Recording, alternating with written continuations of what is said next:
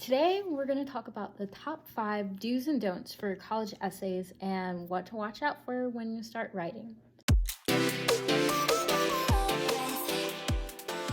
The first one is probably one that you've heard a lot, or at least one that I say a lot, and that is to not say what you think that the admissions officer wants to hear. So don't write down things that, oh, the admissions officer is going to like this, or the admissions officer is going to learn this about me if I write this down, because that mentality puts you in the box where you're just writing sentences like, oh, I'm compassionate, or I'm responsible, or I'm a diligent person, and things like that.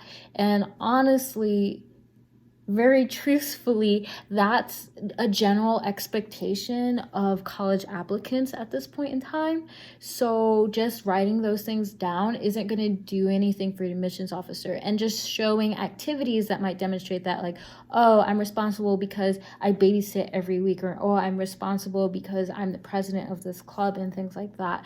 Those are still not going to be enough to communicate something personal about yourself, and then you fall into this trap of you're crafting or you're writing essays that are supposed to be personally reflective, to only say what you think admissions officers want to hear. And truth be told, the only thing that they want to hear is things about yourself. They want to get to know you, learn more about you, what your interests are, what your passions are, what you like to do in your free time, and they just want to hear whatever you want to talk about, really, as long as it addresses the question that they're asking. So I feel like a lot of people try to shoehorn these traits or things that they've learned or things that they've gained from experiences. They feel like there has to be some sort of takeaway.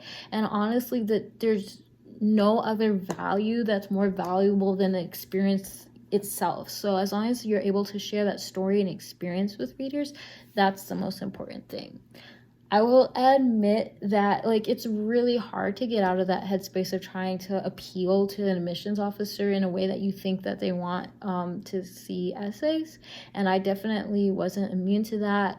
For one of my Stanford supplementals, they asked if you could do an activity from now, forever, constantly, what activity would it be? And I was not truthful at all with myself. I didn't say, I was definitely trying to appeal to an admissions officer when I said that I wanted to do Taekwondo, which is an activity that I had quit 5 years prior, and I quit because I didn't like it. But I thought, oh, Stanford wants to see people who are athletic and stuff, and I thought, oh, they want to see that I'm diligent and that I have a black belt, so I can show off all those things in this essay, without realizing I just sound crazy because I'm saying that I would do an activity forever that I literally had quit 5 years prior. And the way that I wrote about it was equally crazy, because obviously I didn't have anything actually personal to say about it or inspiring to say about it to me, because I didn't actually want to do that forever or care about it that much. So I had written about how how I missed the copious amount of sweat on the mat. And that is just sad and gross. Don't do that. I ran, obviously I didn't have anything to say, so I felt like narrating the sweat on the ground. And honestly, I got deferred, which is nice, but still, that I'm surprised, and I feel like that is a part of the reason. Obviously it's not the only reason, but I feel like that essay had a lot to do with part of the decision, just because it's really gross and obviously untruthful and not personal to me. I wish I had considered writing about, and I wish I did write about the fact that I would have played League of Legends, which is a video game I like to play. I wish that I had written that I like to play video games, because I like to do that a lot, and I play on the esports team at Duke now. So that's obviously something that I would continue on doing, and I'm really dedicated to and obviously enjoy. So that's please learn from my mistakes. That's why I'm sharing these stories, because it's really embarrassing, but I wanted to reemphasize that that's something that you want to be careful about. Okay, so the second thing is to not try to write the next Great Expectations or the next War and Peace in terms of crafting a literary novel, right? Because Those books are like 800 pages long, and they did not have a word count, however you do in these college essays. So that being said, it's not beneficial to narrate how the birds were chirping and the cloud was like an icy blue, but not too cold blue, because it was still a warm day that resonated off the ground, and the flowers and the sun was reflecting off all of the bright and light sources, and everything was just the perfect cheery afternoon, right? You're wasting so many words describing scenery, and the admissions officer honestly does not care about the scenery that much, unless it's like, no. They don't care about the scenery to the degree that I just described it at. And a lot of people do try to write like that because they think, oh, essays are about good writing and essays are about good descriptions and vivid blah, blah, blah. And that's not true. You don't need to have Agatha Christie level writing skills when you're writing your essays. And you don't want that, because those authors have the luxury of narrating everything that they want to narrate, and you don't. So you should focus on narrating what the actual story is, what the actual experience was, what happened, and how you interacted with your environment or the other people in your environment and things like that, as opposed to just talking about what the background looks like. Number 3, don't be negative. So there are a lot of essay topics that can lend yourself to be a little bit more negative, because they can either be about sad things or very challenging things that happened in your life. And it's just more important to narrate those carefully in a way where you're telling your reader, okay, this is what happened, this is what I experienced, without putting too much emphasis on the negativity of that experience, because that's already communicated to your reader by the experience itself. Like, we know from reading, like, oh, that was really tough, or that was really difficult for you to go through, in a way. So you don't want to spend too many words telling your reader, oh, this was really tough and really difficult for me to go through. On the flip side, there are some situations where people will narrate things very negatively that weren't actually that negative an experience. For example, like if you're volunteering somewhere that is unideal, and you spend the whole time describing this volunteering experience as something that you didn't think was going to work out for you, or something that you didn't feel was as prestigious as other opportunities that your friends got, and initially you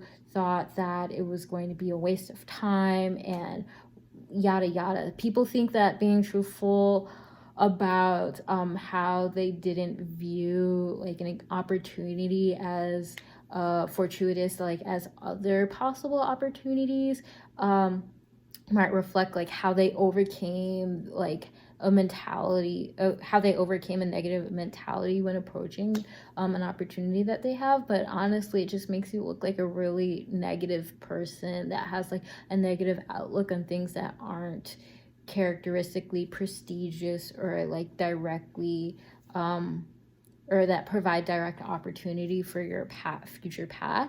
So you just want to be careful about not complaining about opportunities that you've had, or complaining about situations that aren't necessarily worthy of complaining, I guess. So do that in moderation if necessary. But I can't really think of a scenario off the top of my head right now where that would be necessary. So yeah, just don't be negative, because that energy is going to radiate off your essay, and not in a positive way.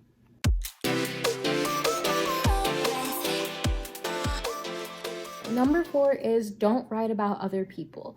What I mean by that is don't spend the whole essay talking about like how your dad grew up, where your dad grew up, the opportunities and challenges that he faced, or anyone, like your grandparents, your mom, whoever, somebody important in your life, and you walk us through their entire life story, and then at the end a couple sentences are like, you got to see them do that throughout their lives, you got to see them overcome that, and that was inspiring to you. That's great if the admissions officer wanted to know about your dad or the person that you're writing about, because they're going to learn a lot about them, about all experiences that they had, because you're telling them about those experiences. However, we want to learn about the admissions officer wants to learn about you, and they don't get anything about you when you're just talking about someone else the whole time. So that being said, it still can be valuable talking about people who have been important in your life, but you want to condense that as much as you can so that you can move on to talking about how they inspired you, or what relationship you and that person have fostered, and how that relationship has gotten you to the point where you are in your life today. Okay, and then number 5 is don't copy anyone's essay, and especially don't copy or look to as a model the essays on websites that say essays that worked, or even if they're published by the university. And the reason being is that those essays, you don't know if those essays are the actual reason why the student got into the school that they did, because you don't know their other stats, and they're not all of them are like stellar or the most impactful or the most personable or the most outstanding essay there is. I think that they're all good essays that tell enough about a person such that if they did have really good stats or really good extracurriculars or like really amazing other things in that application, they would still get into the school, but not necessarily because the essay carried them there. I've definitely have read essays where students have directly copied like the formatting of essays from essays that worked, and it's pretty easy to tell, honestly, mostly because students' syntax will change from like the drafts that I've read as they've developed. And obviously the admissions officer won't see your previous drafts, so they won't see that, hey, why did this change all of a sudden? Like, where have you been inspired to use these new words? However, there isn't an essays that work section for every single supplemental follow-up essay that you also have to send to the school. And so they'll be able to tell from there like how the syntax is different and how one might reflect you a lot more personally than the other. Additionally, I feel like those essays are just really cookie cutter in general. I think they might choose to publish essays that don't necessarily have a very strong personal voice, and because of that, you'll fall into a trap of writing in a way where everyone's essay kind of looks the same instead of writing how you would normally write. The other reason why I can tell when people copy those essays is because they copy the exact formatting and trajectory of like the rising action and the climax and the falling action of that story without actually having the experience to match that format or what they're talking about. So I can tell when they run out of like actual substantial things to talk about, but they still want to write in that trajectory that they've read in other sample essays, and then they end up saying a lot of things that either don't add up or aren't truthful. And so you don't want to fall into that trap. So just be authentic and write things that are true to yourself. I hope I was able to highlight 5 things for you to watch out for when you start your essay writing, and maybe things that you haven't heard before or didn't initially think of when you were going into the essay writing process. Feel free to put questions down below. You can also check out my website down below where I have a blog and I write a lot of other helpful tips, and thank you for watching. Bye.